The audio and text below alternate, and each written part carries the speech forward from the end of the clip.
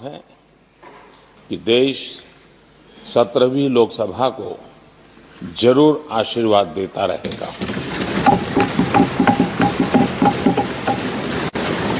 इन सारी प्रक्रियाओं में सदन के सभी माननीय सदस्यों का बहुत महत्वपूर्ण रोल रहा है, महत्वपूर्ण भूमिका रही है और ये समय है कि मैं सभी माननीय सांसदों का इस गृह के नेता के नाते भी और आप सबके एक साथी के नाते भी आप सबका अभिनंदन करता हूं।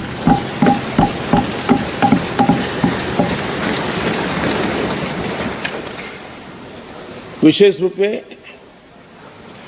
आदरणीय अध्यक्ष जी, मैं आपके प्रति भी हृदय से बहुत बहुत आभार व्यक्त करता हूं।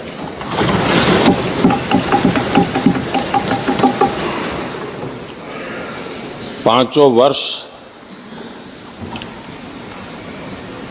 कभी कभी सुमित्रा जी मुक्त हास्य करती थी, लेकिन आप हर पल आपका चेहरा मुस्कान से भरा रहता था। यहाँ कुछ भी हो जाए लेकिन कभी भी उस मुस्कान में कोई कमी नहीं आई।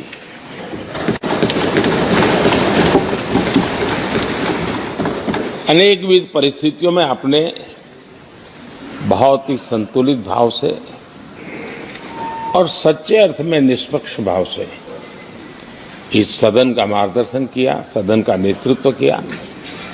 मैं इसके लिए भी आपकी भूरी भूरी प्रशंसा करता हूं।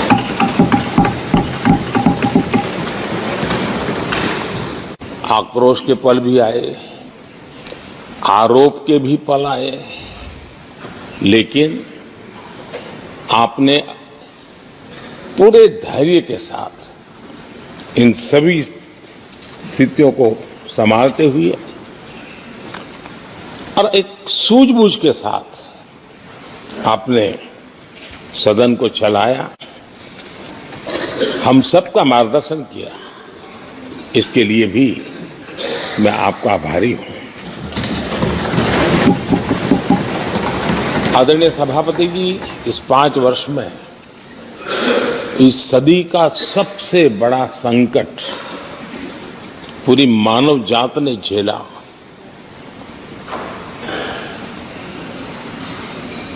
कौन बचेगा, कौन बच पाएगा, कोई किसी को बचा सकता है कि नहीं बचा सकता, ऐसी वो अवस्था थी। ऐसे में सदन में आना, ये भी अपना घर छोड़ के निकलना, ये भी संकट का काल था। उसके बाद भी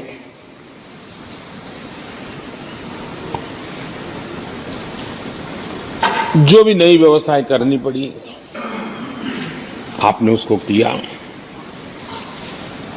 देश के काम को रुकने नहीं दिया। सदन की गरिमा भी बनी रहे और देश के आवश्यक कामों को जो गति देनी चाहिए वो गति भी बनी रहे और उस काम में सदन की जो भूमिका है वो रत्ती भर भी पीछे न रहे। इसको आपने बड़ी कुशलता के साथ संभाला और दुनिया के लिए एक उदाहरण के रूप में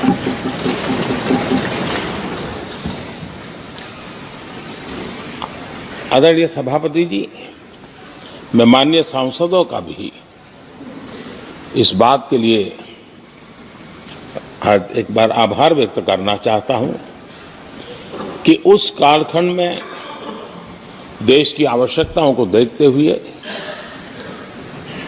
सांसद निधि छोड़ने का प्रस्ताव माननीय सांसदों के सामने रखा और एक पल के विलंब के बिना सभी माननीय सांसदों ने सांसद निधि से मुक्त।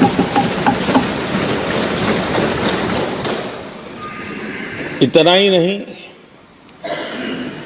एक देशवासियों को पॉजिटिव मैसेज देने के लिए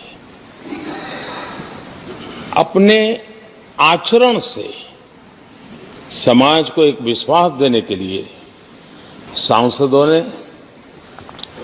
अपनी सैलरी में से 30% कटौती का निर्णय सबने खुद ने किया, ताकि देश को भी विश्वास हुआ कि ये सबसे पहले छोड़ने वाले लोग हैं। और आदरणीय सभापति जी, हम सभी सांसद बिना कारण साल में 2 बार हिंदुस्तान के मीडिया के किसी न किसी कोने में गाली खाते रहते थे कि ये सांसदों को इतना मिलता है और कैंटीन में इतने में खाते हैं, बाहर इतने में मिलता है, कैंटीन में इतने में मिलता है, बाहर यानी पता नहीं बाहर लोग तो लिए जाते थे।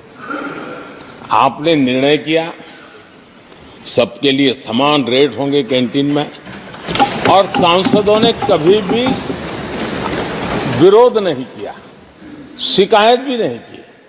और सभी सांसदों की बिना कारण इतनी फजेत करने वाले लोग मजे लेते थे, उससे हम सबको आपने बचा लिया। इसके लिए भी मैं आपका आभार व्यक्त करता हूं। आदरणीय सभापति जी, ये बात सही है कि हमारे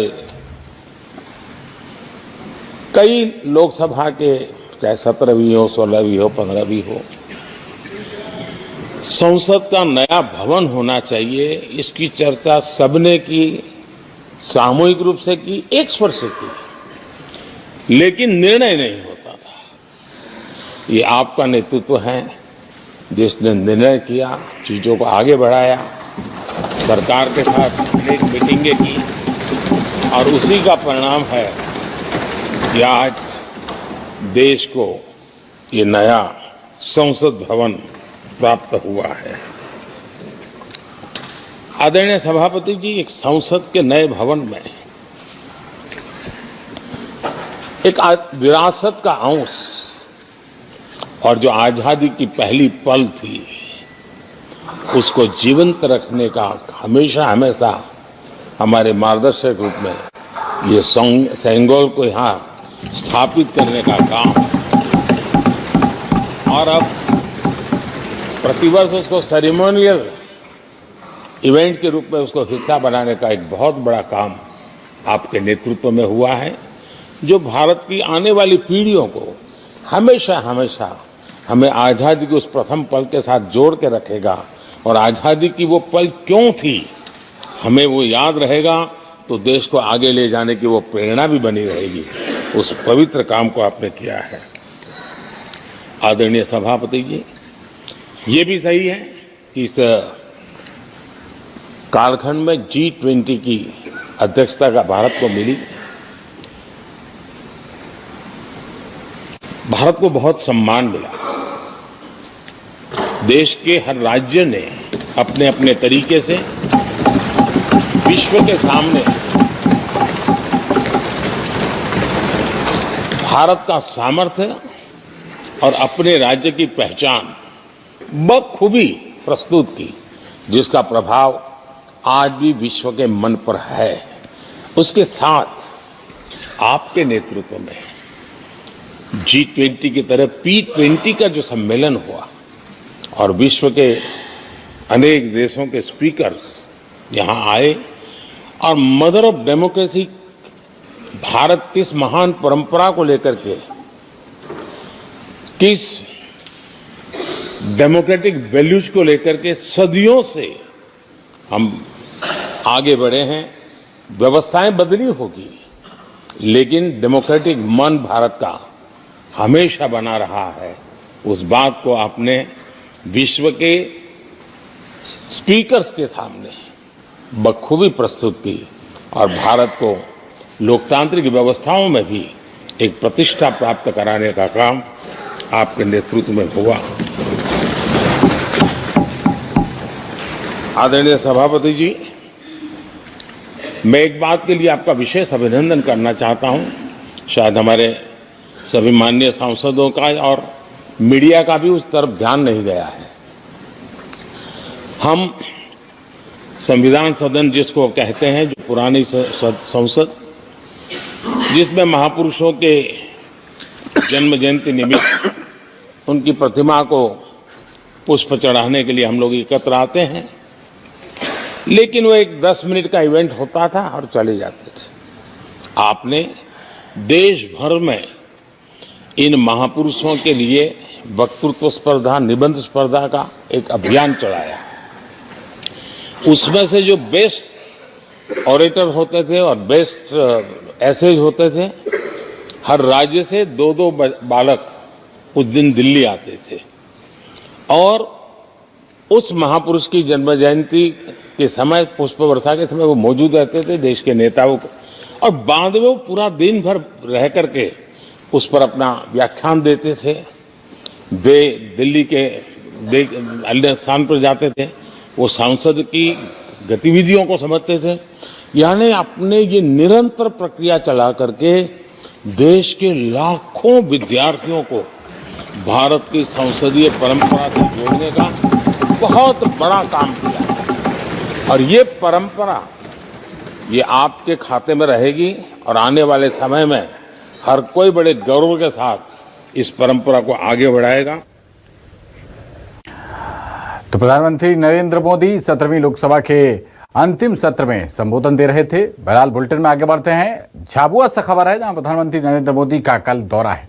7,500 करोड़ के विकास कार्यों की प्रधानमंत्री मोदी सौगात देंगे और पीएम मोदी टंटिया मामा भील विश्वविद्यालय की आधारशिला भी रखेंगे। जनसभा को भी संबोधित करेंगे प्रधानमंत्री नरेंद्र मोदी। तो झाबुआ का दौरा है प्रधानमंत्री नरेंद्र मोदी का कल, और इसको लेकर तमाम जो अधीनस्थ अधिकारी हैं वो तैयारियों को चाक चौबंद करने में जुटे हुए हैं। लोकसभा चुनाव के मद्देनजर लोकसभा चुनाव का शंखनाद यहां से प्रधानमंत्री नरेंद्र मोदी करते हुए दिखेंगे और टंटिया मामा भील विश्वविद्यालय की आधारशिला भी रखेंगे। 7,500 करोड़ के यहां पर विकास कार्यों की सौगात देते हुए नजर आएंगे। तो इसको लेकर तस्वीरें आपकी स्क्रीन पर हैं। तमाम इंतजामातों को चाक चौबंद किया जा रहा है और प्रधानमंत्री मोदी का झाबुआ दौरा बेहद ही अहम है। तो प्रधानमंत्री नरेंद्र मोदी टंटिया मामा भील की विश्वविद्यालय की आधारशिला भी रखते हुए नजर आएंगे। जनसभा को भी संबोधित करेंगे।